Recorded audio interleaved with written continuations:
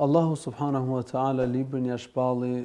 Kur'anin ja shpalli Muhamedit alayhi salatu wassalam dhe Muhamedi sallallahu alaihi wasallam bëri shpjegimin e Kur'anit, bëri implementimin, domethënë zbatimin e Kur'anit fisnik, e jetësoi Kur'anin jetën e përditshme, u sqaroi shokëve të tij dhe mbarë njerëzimit se çfarë kuptimi kanë ajetet e Kur'anit dhe shpjegoi se si duhen zbatuar në jetë, në praktik ajetet e Kuranit fisnik. Kështu që është e pamundur të kuptohen ajetet e Kuranit pa hadithet e Muhamedit alayhi salatu wassalam, pa jetën e Muhamedit alayhi salatu wassalam, pa shembullin e të dërguarit ton Muhamedit alayhi salatu wassalam. Ndaj dhe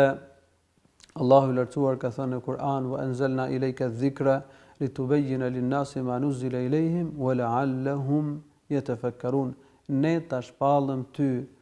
Kur'anin që t'u sqarosh njerëzve